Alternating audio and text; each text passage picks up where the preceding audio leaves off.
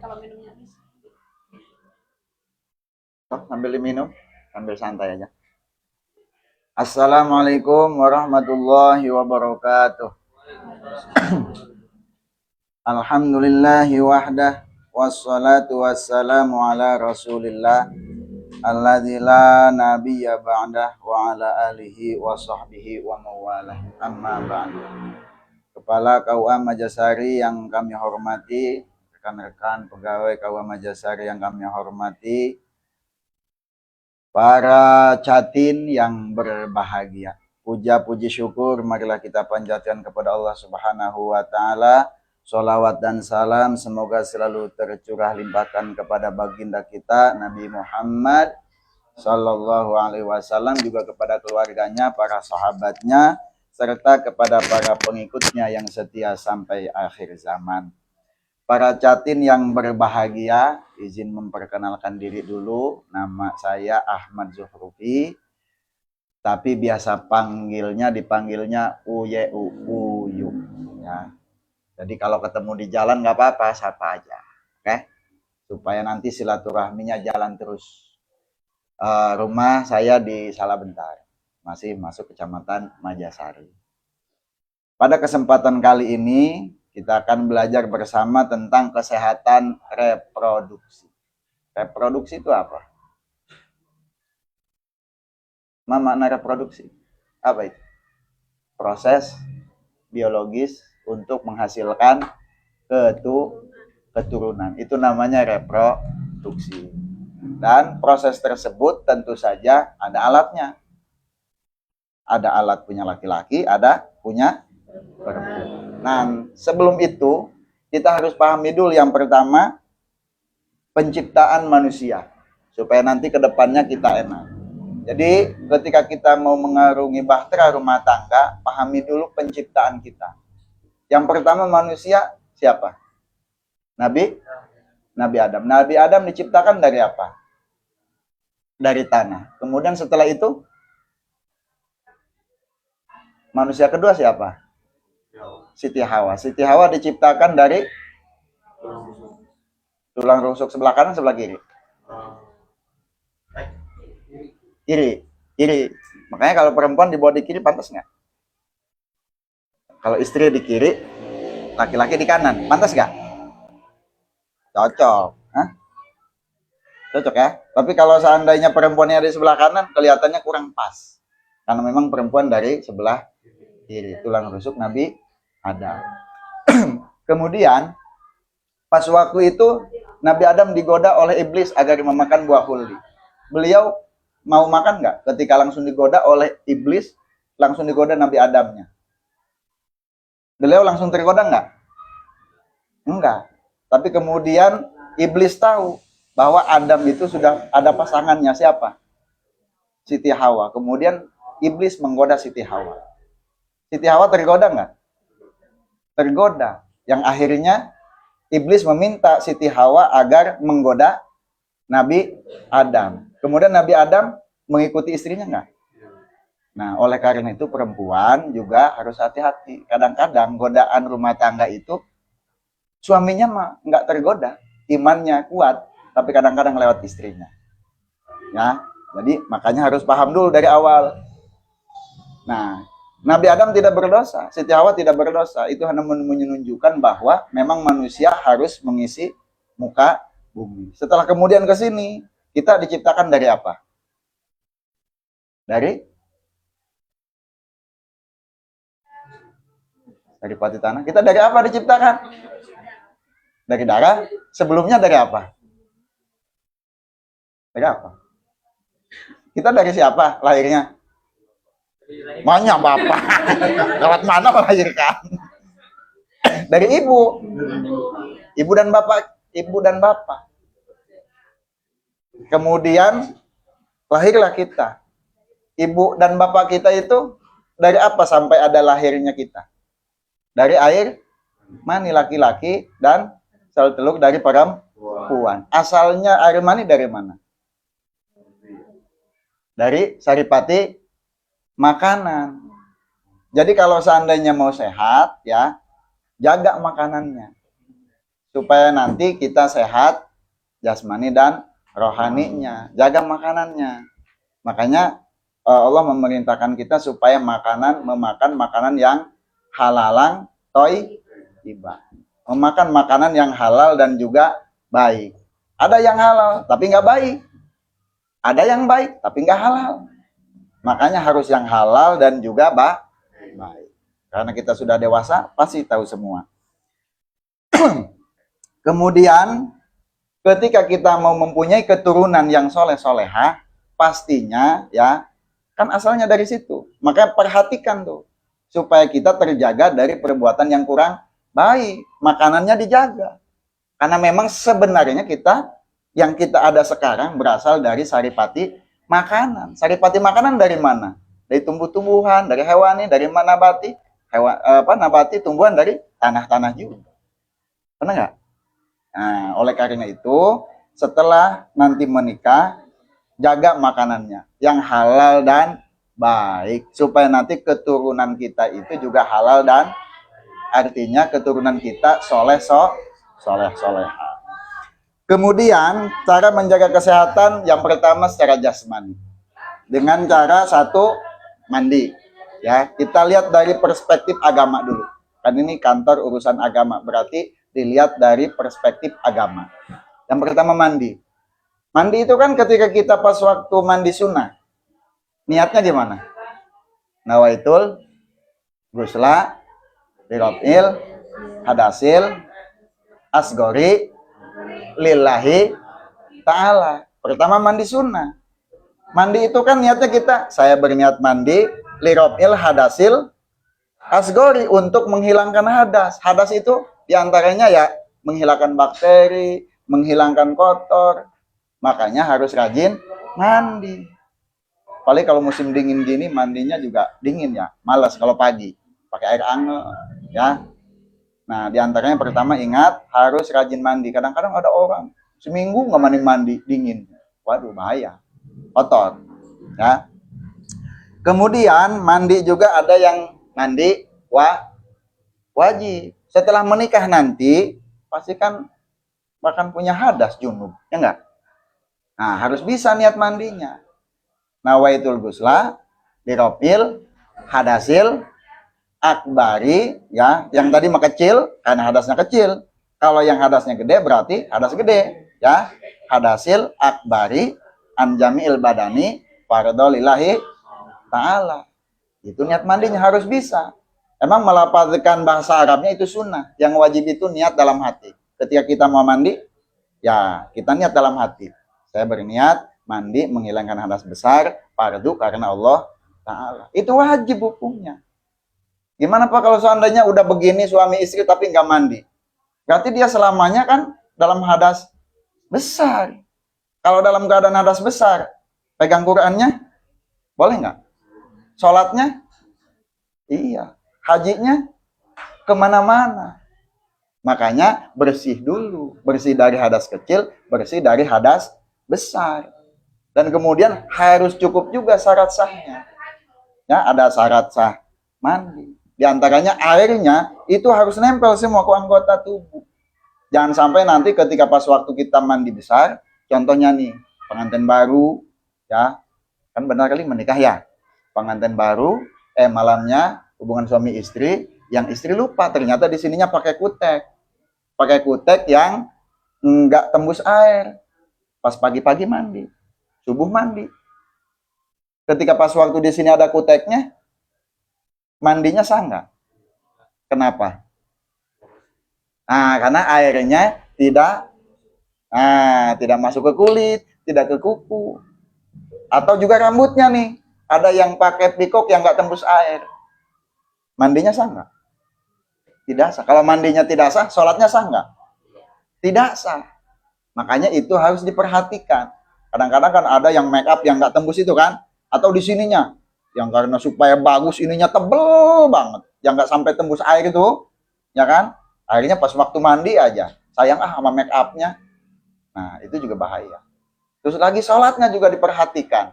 Ketika pas waktu resepsi dari pagi sampai malam kadang-kadang. Kadang-kadang make up ini kan suka tebel kan? ininya juga lipstiknya tebal kan? Makanya tanyakan. Yang lipstiknya itu bisa tembus air.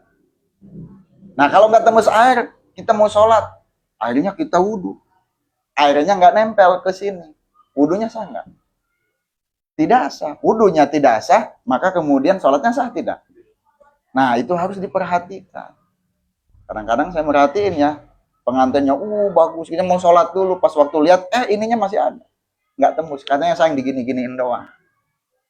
Nah, jadi itu perlu diperhatikan. Kemudian yang selanjutnya, tadi wudhu udah, sholat udah, kemudian secara jasmani harus memakai pakaian yang bersih. Ya, pakaian yang bersih, kemudian handuk yang bersih, diantaranya adalah pakai pakaian dalam yang bersih. Ya, laki-laki harus bersih. Ya sehari sekali 2 kali gantilah ya. Nah, mengenai reproduksi supaya alat reproduksinya juga bersih dan sehat ya. Terus lagi kalau sudah buang hajat dibersihin, dicuci ya. Jangan sampai kayak orang-orang tuh udah kencing cintruk aja keplok. Dicuci enggak, waduh bahaya itu. Ya enggak? Nah, makanya itu harus dijaga. Padahal kan itu kayak kelihatannya hal sepele. Tetapi kan akan berdampak kepada yang lainnya. Biasa pas kebelet kayaknya. Kebelet eta kadang-kadang lompat ke pinggir jalan, coba dikeplok-keplok be. Apalagi kalau dulu saya di kampung, paling nggak karena tanggal cau be. Nah, itu harus diperhatikan. Ya, harus bersih. Kemudian tadi itu memakan makanan yang halal, sudah, kemudian memakai pakaian yang bagus dan juga yang baik. Kadang-kadang ada yang bagus tapi kurang baik. Ada yang menutupi aurat, tapi lengkungannya masih kelihatan. Boleh nggak? Nggak boleh.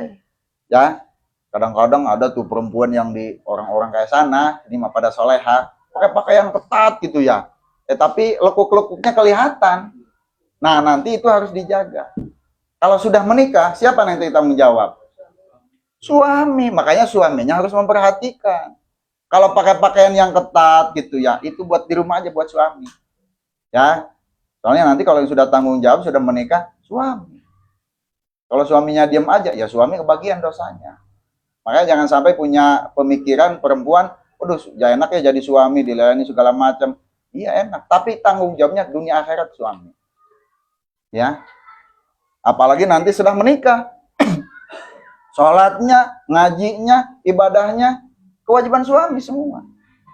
Kalau seandainya istri nggak bisa ngaji, kemudian suaminya diam aja, siapa yang berdosa? Suami. Ya, kalau seandainya istrinya jalan-jalan, buka aurat, pakai pakaian ketat, siapa yang berdosa?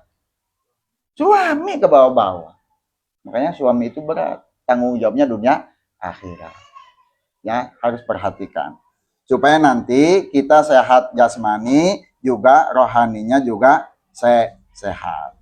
Karena kalau seandainya jasmani aja sehat nih, jasmaninya mau bersih, baunya oke, tetapi kemudian rohaninya itu nggak sehat.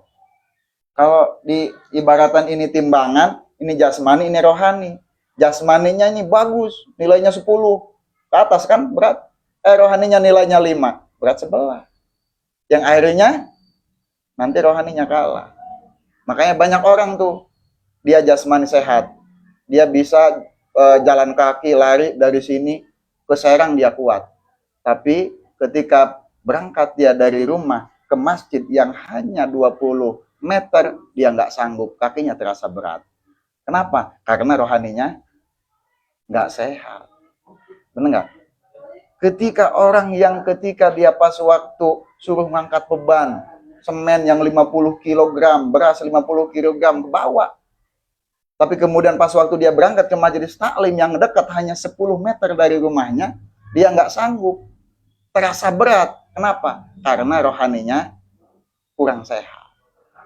Ya. Terus ada lagi yang kadang-kadang dia ngomong sama orang, sama atasan, dia lemah lembut, tapi ngomong sama istri, ngomong sama suaminya kasar. Kenapa? Karena rohaninya kurang sehat. Dan ketika orang ingin dihargai, ingin dihormati, maka harus bisa melaksanakan kewajiban. Pertama, laksanakan kewajiban kepada Tuhan, kepada Allah. Orang udah nurut sama Tuhannya, apalagi ya sama yang bawah, sama suami, sama istrinya, pasti dia akan taat. Kemudian ketika pas waktu sudah menikah, ya suami dan istri melakukan kewajiban, ya artinya melakukan proses reproduksi. Jangan lupa pas waktu itu baca doa, ya minimal baca Bismillah. Kalau seandainya ada yang punya kitabnya, ada santrinya di sini. Ini siapa namanya? Dari Pulusari. Oh, nikah di sini. Ini ya? Dari Cilegon sono. Cilegonnya di mana? Di Barokah. Oh, di Barokah. Ini ya? Dari Bandung. Di mana Bandungnya? Oh, gitu. Neng? Dari mana? Oh, cek ke sini. Cek ke mana?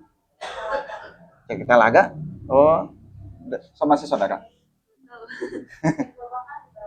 Oh, di bawahnya yang lewat Citatah. Belum. Oh, sebelum Citatah di atas. Oh, dekat Kiai Yogi. Santren. Ini mah bawah. Oh, di bawah. Siapa namanya, Neng? Oh, Puja. Ini, Neng? Dari Cekek Olor, Jitami ya? Oh, Pak Jitami ya? Nih, Neng? Dari Pacing sana. Namanya, Neng? Neneng, dari mana? Oh, Sorea di sana. Oh, Sorea dekat Ustadz Sair ya? Ya. Nah, ini? Dari? Oh, dari Sorea. Besti. Oh, Besti, Neng? Namanya? Dari? Cilajah, RT berapa? RT 1. Oh, berarti di bawah ya, Haji Wahyudin ya? Nah, jadi ketika pas waktu perempuan sudah menikah, berarti kan sudah siap hamil. Udah siap hamil belum? Siap kan? Kalau belum siap hamil berarti harus dimusyawarahkan dengan suaminya. Siapa tahu nanti masih ada kontrak segala macam. Kalau sudah menikah perempuan, berarti diantaranya harus sudah siap hamil. Kalau belum siap hamil, ya berarti musyawarahkan. Ya, dicek dulu. Kan ada posyandu tuh ya, ada apa namanya di kampung-kampung, cek dulu darahnya, kesehatannya. Ya, takut nanti lagi darah tinggi. Nah, ternyata ya udah kita hamil. Kalau saya lagi darah tinggi, ketika pas waktu mau melahirkan, bahaya. Banyak orang yang meninggal ketika pas waktu melahirkan, tensinya tinggi darahnya. Itu nanti bisa mengakibatkan meninggal dunia. Makanya laki-laki juga harus perhatikan. Ya, kalau sudah siap hamil, ya berarti yo gitu. Nanti bakalan punya anak. Makanya kita pelajari sekarang, proses reproduksinya harus baik. Nah, kalau yang punya kitab ini, Kuku Dulu Jen, kalau nggak ada bukunya, buku yang Kuku Dulu Jen, di situ ada tentang hak kewajiban suami istri. Bahkan di sini udah ditulis nih ama Syekh Nawawi, wa yustahabu lil mujami ayyabda bismillahi taala wa yaqra qul huwallahu ahad awalan wa yukabbiru wa la yuhalila. Nih ya, disunahkan kepada orang yang mau jima, hubungan suami istri, laki-laki dan juga perempuan, ayyabda'a, untuk memulainya dengan membaca Bismillahirrahmanirrahim. Saking senangnya kadang-kadang suka lupa. Karena enggak? Kadang-kadang lupa karena memang baru pertama kan, malam pertama lupa. Makanya tuh harus dibimbing dulu supaya jangan lupa, supaya ingat. Oh iya, pas waktu bimbing diingetin harus baca bismillah. Baca bismillah dulu. Kalau istri lupa ingetin. Ya, jangan sampai nanti gusu-gusu segala macam. Baca bismillah. Bismillahirrahmanirrahim. Terus wa yaqra qul huwallahu ahad. Qul huwallahu ahad, Allahu somad, lam yalid wa lam yulad wa lam yakul lahu kufuwan ahad. Nah, setelah itu kemudian wa yukabbiru. Baca takbir. Allahu akbar. Pelan-pelan saja. Takut nanti kedengaran sama mertua, malu. Mau ngapain baca takbir? Allahu akbar. Ya, jangan kencang-kencang. Ya, gitu. Terus wala yuhalillah. Enggak usah baca tahlil semua. La ilaha illallah. Enggak usah. Ya. Wa yaqulu bismillahil aliyil azim Allahumma ij'alin nutfata dzurriyyatan thayyibah in kunta qaddarta an takhruja dzalika min sulbi. Baca doa ini. Ya. Doanya Bismillahil aliyil azim, dengan menyebut nama Allah yang maha tinggi yang maha agung. Ya Allah, jadikanlah air mani ini menjadi keturunan yang bagus, keturunan yang soleha. Ingkung takon dartang takhrijadzalika min sulbi, jika engkau menghendaki, jika engkau menakdirkan untuk mengeluarkan dari air mani tersebut, ya, min sulbi, dari apa namanya, dari apa namanya nih, sulbi, tulang rusuk kita. Artinya dari air mani. Ini doanya dibaca supaya turunannya bagus, dzurriyyatan thayyibah, tuh doanya. Baca doa ini. Setelah itu doa selanjutnya, wa qala alaihi salam, lau anna ahadakum idza ata'alahu qala Allahumma jannibni syaiton wa jannibis syaiton ma razaqtana. Dan Nabi pun bersabda, kalau seandainya di antara kamu idza ata'ahlahu akan melakukan hubungan suami istri, baca doanya, Allahumma jannibni syaiton wa jannibis syaiton ma razaqtana. Ya Allah, jauhkanlah aku dari setan dan jauhkanlah setan dari apa yang telah engkau berikan kepada kami. Baca doa itu supaya nanti setannya dijauhkan. Karena pas waktu itu kan kadang-kadang setannya, iblisnya selalu mendekati. Kalau baca doa ini, ketika kita nanti melakukan hubungan suami istri, setannya jauh, iblisnya jauh. Ya. Terus, nah setelah itu, wa ingkana bainahuma waladun lam yadurruhu syaiton. Kalau seandainya kita nanti baca itu, maka anaknya itu tidak akan, ya, dimadaratkan oleh setan. Artinya imannya akan kuat. Nah, berarti anaknya akan soleha. Karena kan kita pasti ingin mempunyai keturunan yang soleha. Anak yang baik, orang tua juga akan baik. Orang tua baik akan menghasilkan keturunan yang baik. Keturunan yang baik akan mengangkat derajat orang tua. Wa idza qarabta minal inzali faqul fi nafsika wa tuhari syafataika. Dan ketika pas waktu nanti sudah selesai, ya, ada juga yang ketika pas waktu mau keluar, baca alhamdulillahilladzi khalaqa minal ma'i basyara faja'alahu nasabau wa sihra wa kana rabbuka qadira. Baca doanya, ya. Kalau seandainya nggak bisa, ini juga banyak di Google. Baca itu. Jangan sampai nanti dilupakan, ya. Karena yang namanya juga pengantin baru, kadang-kadang capek, lupa. Kadang-kadang ingin buru-buru, malah lupa. Harus baca supaya nanti keturunannya soleha. Dan ingat, perempuan itu haid. Kalau seandainya haid istri, jangan dimainin. Dari pusar sampai ini, apa ini? Lutut. Jangan. Ya, kalau seandainya sedang haid. Kadang-kadang ada yang kalau masuk menikah kan perempuannya sedang haid. Pas malam pertamanya, jangan ini, jangan. Jangan dimainin, jangan dipaksain.